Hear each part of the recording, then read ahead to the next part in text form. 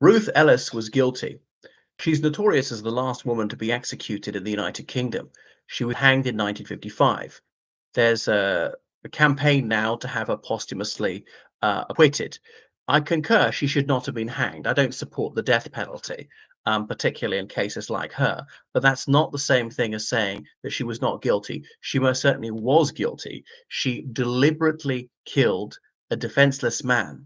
She was seen by about 20 witnesses, adult witnesses, in broad daylight. She also shot a woman who was a bystander accidentally. One of the ricochets hit that woman in the hand. It could have hit her in the heart. And she was duly sentenced to death. It was an absolutely open and shut case. She was arrested on the scene. She instantly, freely, repeatedly confessed her guilt. Fingerprints were on the murder weapon. Ballistics test proved that this was the murder weapon. There was a motive, a means, an opportunity, everything else. It was like the easiest case the police were ever going to have. And the jury had no hesitation finding her guilty. By her own admission, under oath, she killed him.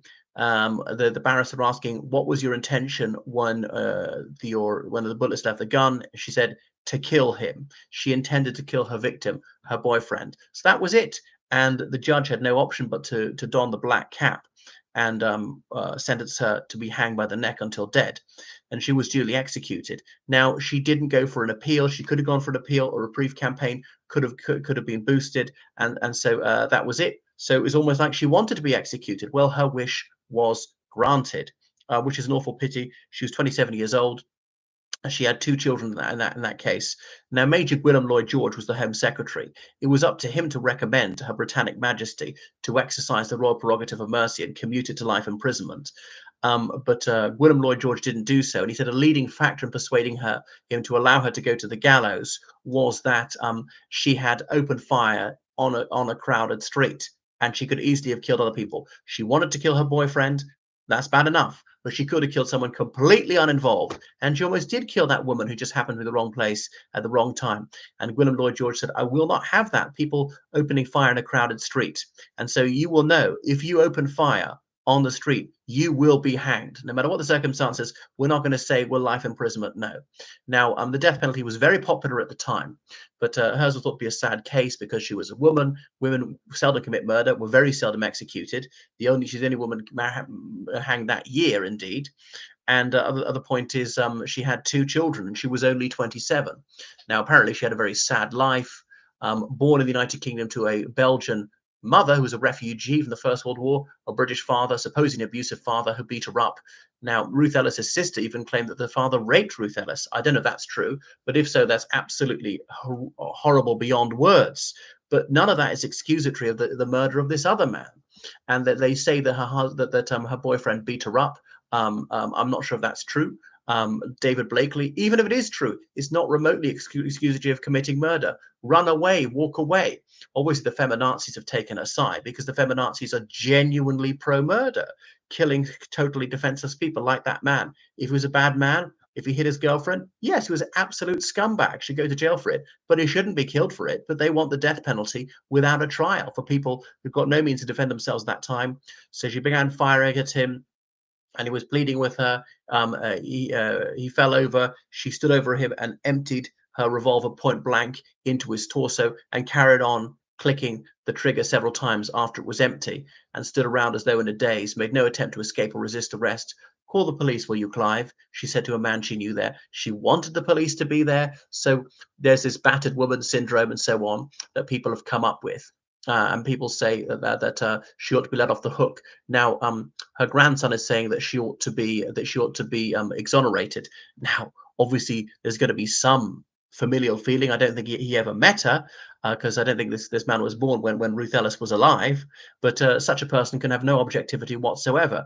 Of course, he would like to believe the best of his grandmother, that she wasn't really an evil person. Now, even if you don't accept that she murdered that man, she certainly murdered somebody else a few years earlier.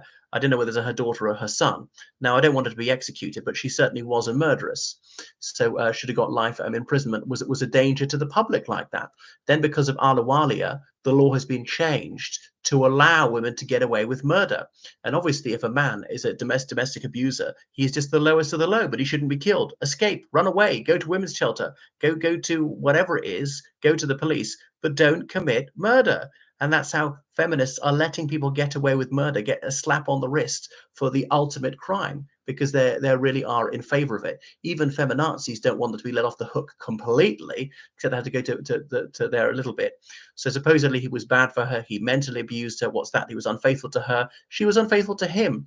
And she arrived with her new lover. And apparently he bought her the gun. He sort of put her up to it. And the police didn't charge him. But Mr. Mishcon, the very well-known solicitor, who was Ruth Ellis's solicitor, Mishcon de Rea, his law firm is still going.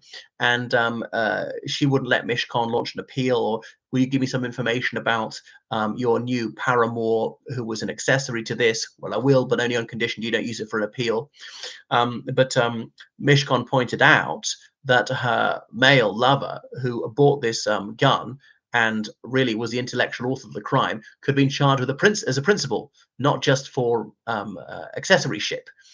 Because if you expedite the crime in any way by providing the murder weapon, by encouraging it, by ordering it, you're equally guilty as the woman who pulls the trigger. But the police didn't want to muddy the waters. They had such an easy win with Ruth Ellis. If they bring this other man, would she be acquitted or what? Yeah.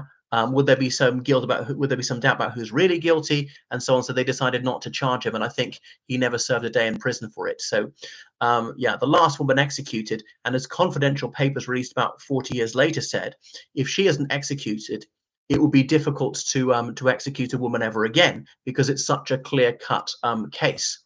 Now, if she was beaten up by her boyfriend, which has never been proven, then I feel very, very sorry for her. That's horrendous. That shouldn't happen to anybody, but neither should murder, which is a lot worse. So there we go. Ruth Ellis, I mean, I felt quite sorry for her. She had a child outside of marriage when that was considered disgraceful. She'd worked as a stripper and so on. Nothing wrong with that. It's completely respectable. But in 1950 society, that was very much deprecated. And she married this much older dentist because he was wealthy. But it turned out to be a bit of a monster at home, and left in and moved in from this new guy who supposedly used and abused her. So he may have been a bad man, a very bad man, but he didn't deserve murder. You know, we don't have the death penalty now at all. But funnily enough, the feminazis want the death penalty for him without a trial rather than with her with a trial. Although fascinatingly, on the morning she's due to be executed, there was a phone call to Holloway Women's Prison, which is now defunct, from a woman saying, this is from the Home Secretary, Major Gwilym Lloyd George, don't proceed with the execution. And the woman gave her name, but was it Miss or Mrs.? They weren't sure, and they couldn't confirm this person's identity. They decided to go ahead with the hanging, which astonished me, because what if it's real? And then you just go ahead and hang her. You can't get her back. We could delay, confirm with the Home Secretary, send a courier on a motorbike. Is this for real or not? Are we to go ahead? I want it in writing from you to go ahead, because if we hang her, and we shouldn't have hanged her, what are we going to do then? We're in big, big trouble. But they proceeded only 1 minute late. And that was the end of her. I mean, there were never reprieves at the last minute. There was at least the day before back then. So that is Ruth Ellis, a bad woman, but I wouldn't have executed her. You know, taking into mind the circumstances, I mightn't have even given a life imprisonment, might have given a 30 years, something like that, because I'm Ruth, unlike Ruth. I believe in showing some mercy, unlike the feminazis, and indeed Ruth Ellis. Well, thank you for watching my channel. Make sure you subscribe on Patreon, donate to PayPal, georgecallahan79@gmail.com.